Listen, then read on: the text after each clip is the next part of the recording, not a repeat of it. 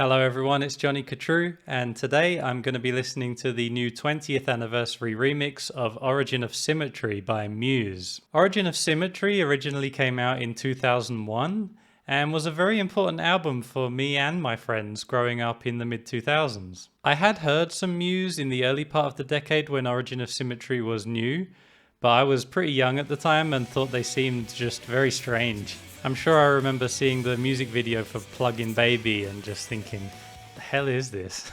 I was into grunge and the new metal of the time, and I wasn't sure what to make of all this bombast and artsiness. But a couple years later, I was asked to join this band at school as the drummer with some lads who had become very dear friends of mine. I couldn't play at the time. I think they were pretty desperate. And this was my first band, and these guys were all massive fans of Muse.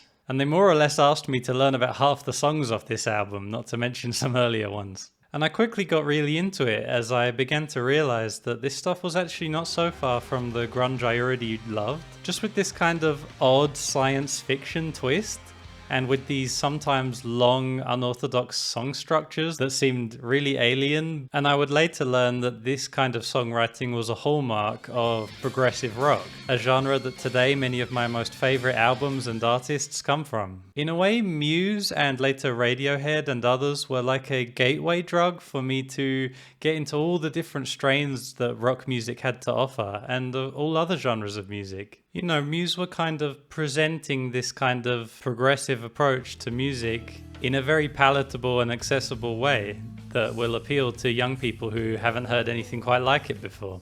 Origin of Symmetry would remain a very special album in the hearts of those of us who had their boundaries pushed by its sonic madness. And although the writing on this album would feel slightly restrained compared to the more wild prog rock I would later get into, I do still really love this album, and I think it has an atmosphere and an approach that you can't really find anywhere else. And now, today, the band has just released this new remix and remaster of the album in celebration of its 20th anniversary. If you're not sure the difference between a remaster and a remaster basically keeps the original mix of the album, but just maybe puts some extra more modern compression on it, just makes it seem louder and brighter. Whereas a remix of the album, although yes, a remix can be completely changing the style, adding new elements, this kind of remix means that the band has just gone back to the original recordings of each instrument and made an entirely new mix of the album from scratch. This type of remixing has become quite common for rock bands from the 1970s, especially prog rock bands, who were making quite expansive,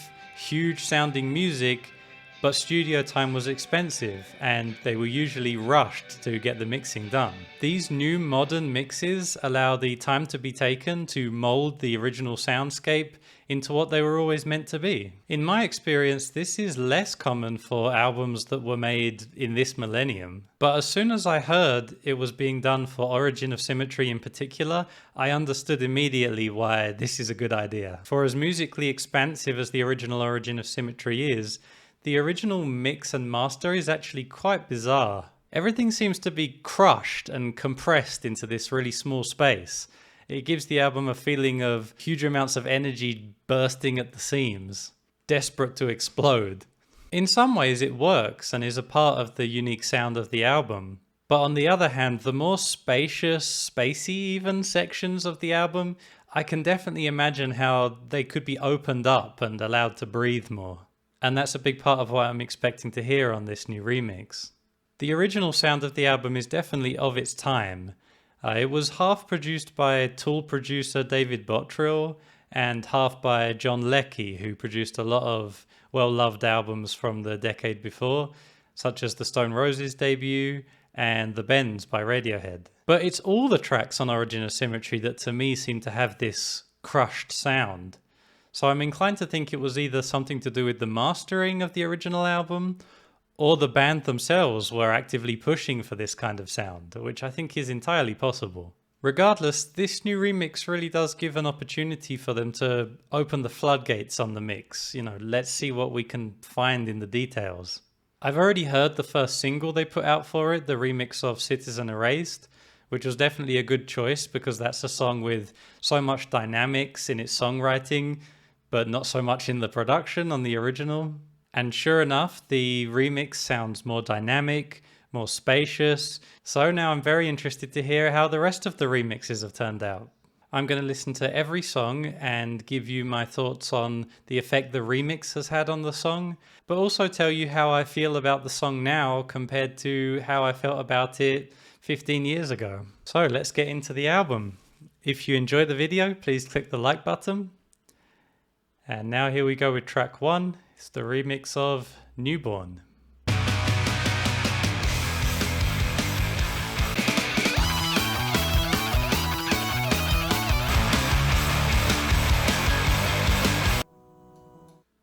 Love those unnatural, distorted vocals at the end there.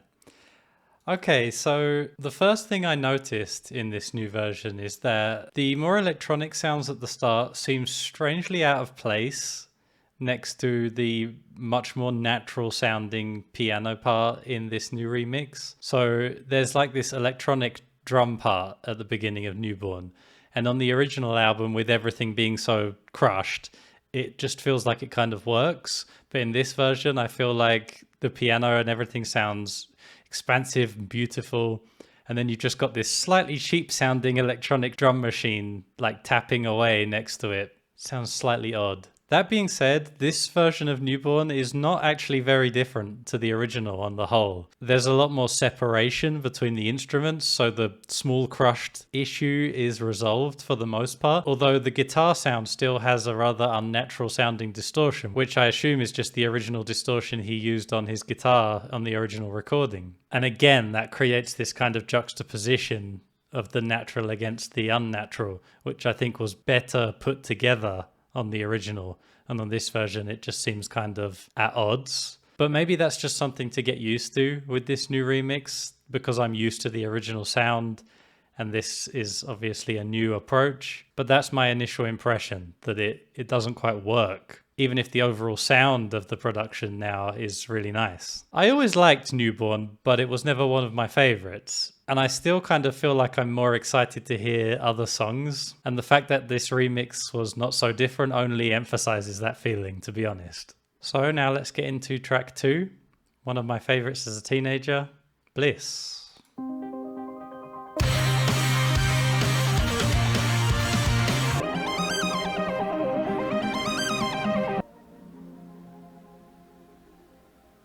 Sounds beautiful. And my goodness, it sounded huge when the guitars first came in. The impact was definitely there this time. The separation of the instruments is definitely at play again. I'm sure that's going to be something we can enjoy through the whole album. But I just felt it worked better on this one. I think maybe because he's using a clean guitar sound instead of it being distorted on the original recording, they're able to just make that sound fill out the space more. So it still had the same impact of the original, but while still sounding bigger and with more clarity between the parts. I think the heavy emotion and the sci-fi aesthetic in this song is what I always loved about it, and I think it still works. So yeah, I really enjoyed this one. The next song, track 3, is Space Dementia, and this was always a massive one with huge piano arpeggios using the whole keyboard. So I'm hoping they can really bring out the massiveness, the spaciousness of this song. Let's go.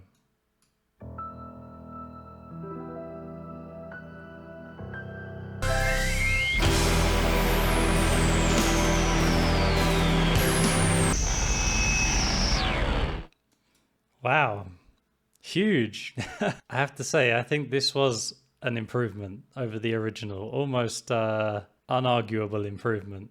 This is a case of a new mix sounding the way it always sounded in my head, but I didn't realize this is how it's supposed to be. So right from the very start, I thought the piano sounded as it should, beautiful and huge. But there was also this kind of strange sound of either delay or time stretching on the piano. Was that there in the original? I'm not really sure. I'm inclined to think it's not something they would just add for no reason.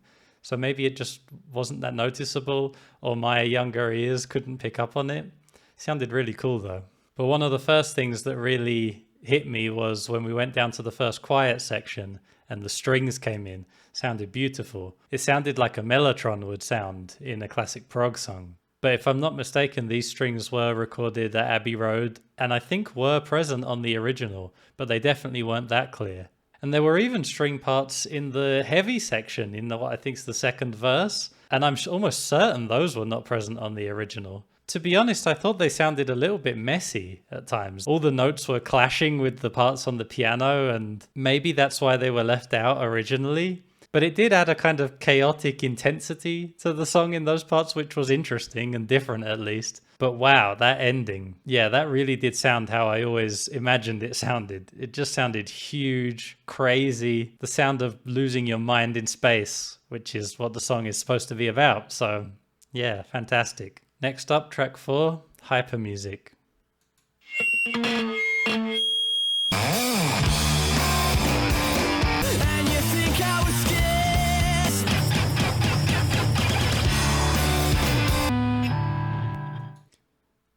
Alright, the original kind of flows into Plug-in Baby. Sounded like it might have cut a bit more completely on this version. But anyway, first thing to say about Hyper Music is the distorted bass sounds incredible. And like Bliss, the cleaner sound of the guitar in the verse, it makes that hugeness again. It means that you've got the bass underpinning it, and then the clean guitar without the kind of thinning distortion is able to just fill up the rest of the space. Sounds great. Listening to this song now, I think the sound is chaotic and wild, and I love that. The verse melody with the moving bass line underneath is cool as hell, and the new mix sounds excellent. But I think the weak link in this song is the chorus. The tune is just not very interesting or intense, and also the mix is just less enveloping than the verse, which seems all wrong. Still, overall, it's a bloody fun song, and I had a great time. Next song, track 5, is I think the biggest hit from this album, Plug-in Baby.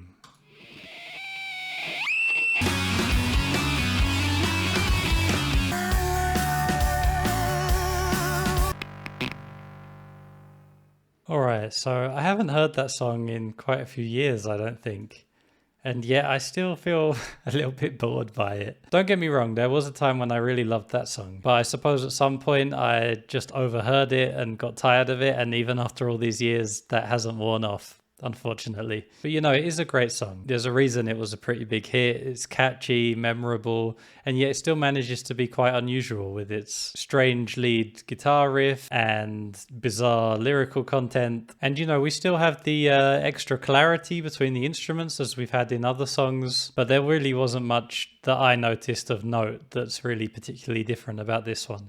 I suppose they felt they did a fine job the first time around. Now, the next song, track 6, is Citizen Erased, and obviously this is the epic of the album and one that I've always loved. One of the first songs I played on the drums, despite not being able to play it at all. And also one of the first songs to introduce me to song structure that doesn't repeat itself. As I said earlier, I have already heard this remix, but I'll listen again just to keep the flow through of the album going.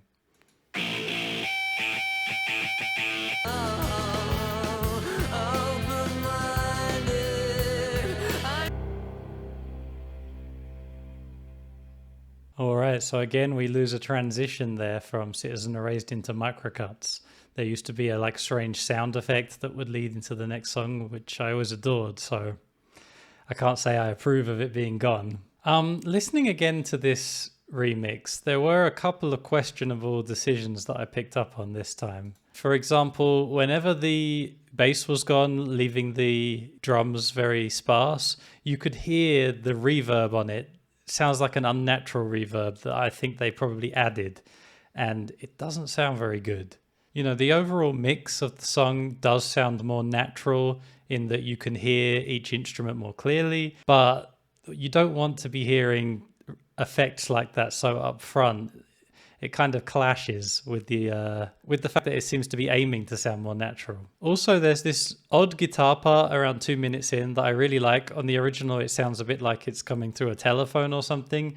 On this one, they've made the decision to clear it up, which is cool, but I don't think it sounds as good as it did in the original. It's one of a few things that make me feel that although they've made all this sound grander, clearer, some of the strangeness of the original seems to be lost.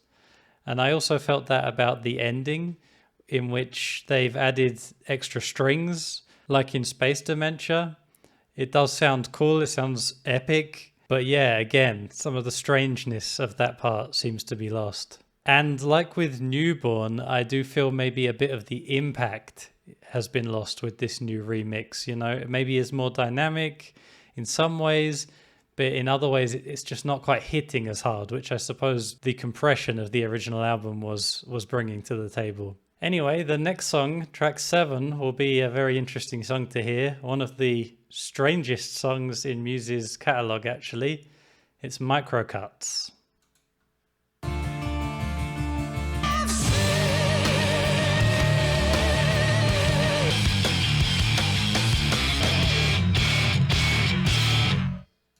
Oof. Well, I have mixed feelings about that one. The most obvious change is the harpsichord in the verse, which is cool in theory, but it just sounds kind of messy and loose. I almost get the impression that when they originally recorded it, maybe it was just supposed to be a background thing so that he didn't worry too much about getting it perfect.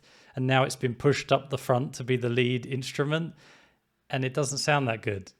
I don't think. I definitely much prefer the more cohesive sound on the original. Also, the electronics in the original, in the verse, are very strange and disorientating, and I do feel that effect has been lessened a lot in this version, and I think that's a shame because it's one of the things I always loved about the original. But the chorus was another story altogether. The chorus sounded fantastic. I loved those choral sounds on one side of the stereo space. Were they there on the original? I don't remember hearing those. Sounded great, really mysterious. And I have to say, I did like that Matt Bellamy's voice was a bit clearer in this version of the song because it was a little bit buried in the original, which I suppose did add to the kind of mysteriousness of its sound, but it was nice to hear it so clearly. I still love that song. I love it perhaps even more than I did back in the day. It's such a strange song. I don't think I've ever heard anything else quite like Microcuts. And I might say the same thing about this next song, track 8, Screenager.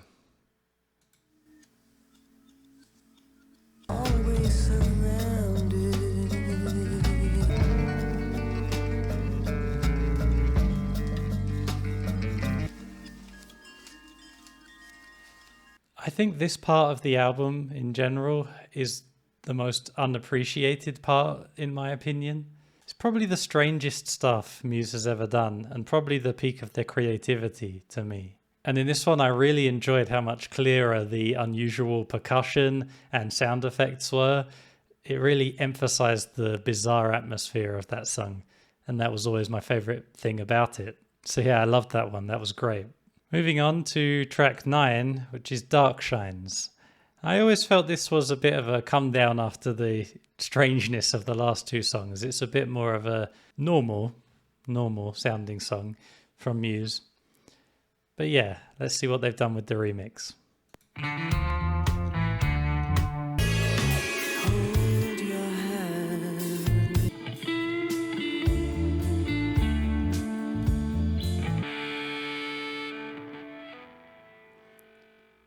Actually has a really great melody, that one. In the verse, I mean. I think what puts me off about this song, in a way, is the chorus. Just it repeats a couple too many times, I think. I just kind of get tired of it. This one, for me, is saved by the more atmospheric sections, which the remix has only improved. They sound really tactile. It's nice. And I do like the sort of violin solo, which I think is played on a guitar synth, maybe. So yeah, some interesting sounds in that one, even if I do get a bit sick of the main tune. And that brings us on to track 10, which is the famous cover, Feeling Good, which, yeah, I have to say, back in the day, when I really loved this album, it didn't take too long for me to get tired of this song in particular. I used to end up just skipping it after a while. I think especially after it started showing up in like movie trailers and stuff like that, that was the final nail in the coffin for me. But you know, once again, let's see how it sounds in the new remix form. This is Feeling Good.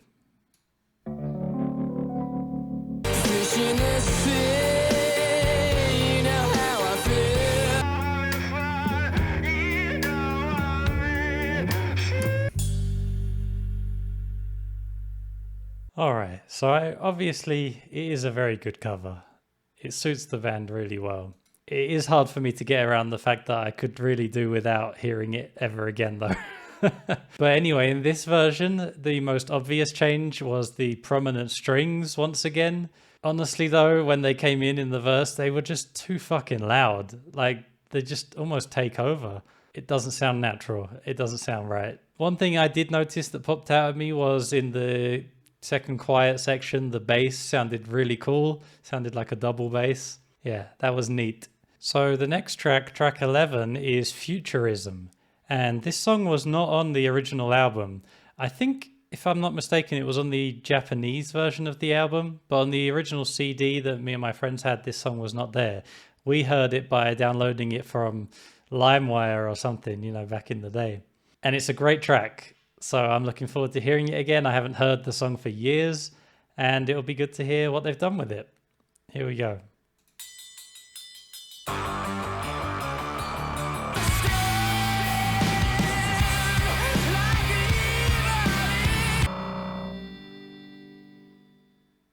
All right, Futurism. I loved the riffs and the chaotic guitar noises in this one. You know, it was kind of a tradition of Muse that they had B-sides that included Rage Against the Machine inspired heavy riffs, and this is one of them, and it's a great one. But I also loved the kind of dystopian vibe, I think, of the lyrics, but also just the sound of the song. I don't know if I remember the sound of the original well enough to comment on the change in the remix. I didn't notice anything glaring, but it sounded good. No complaints. And that just leaves us with the last song, which is track 12 in this case, and it's Megalomania. This one was released as a single as well just a few days ago, but I haven't heard this one yet. This will be my first listen. Won't suffice. I wanna...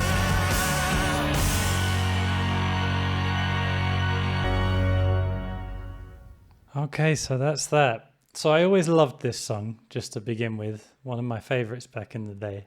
And regarding the new mix, they removed a lot of the phasing effects from the beginning of the song. And again, we have these much more prominent strings.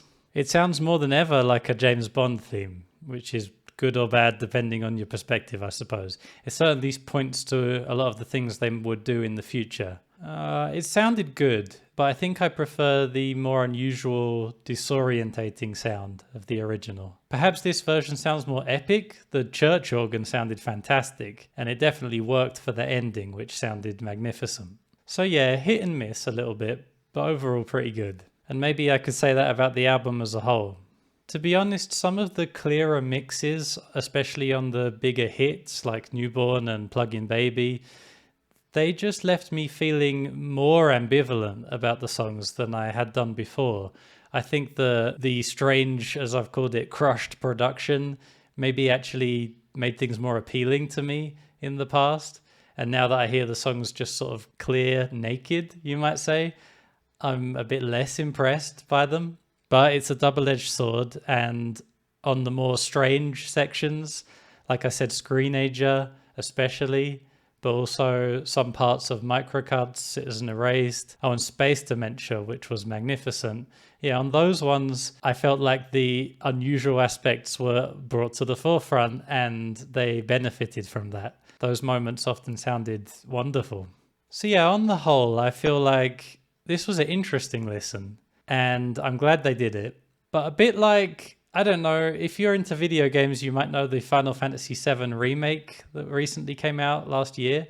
And I said at the time about that it's great and beautiful, but doesn't replace the original. And I would say the same thing about this remix album. You know, for some of the classic prog albums that they're often putting out remixes of, they tend to be very loyal to the original sound, but just clear things up. Just make things sound more modern, less muddy. That's often the key thing. In this case, I do think they took some more extreme liberties. And, you know, in things like Microcuts, taking out the guitar in the verse, putting in the harpsichord, it drastically changes the sound. And it's interesting, but it does affect the atmosphere quite intensely. And I end up longing for the sound of the original. I do think both of these versions can coexist though, And I expect I will return to this one to see if some of the versions that have changed a lot might grow on me, might appeal to me more in time. But it's not clear cut. I don't think that it's always been an improvement in this case. Sometimes the stranger sound of the original album just appeals to me more, I think.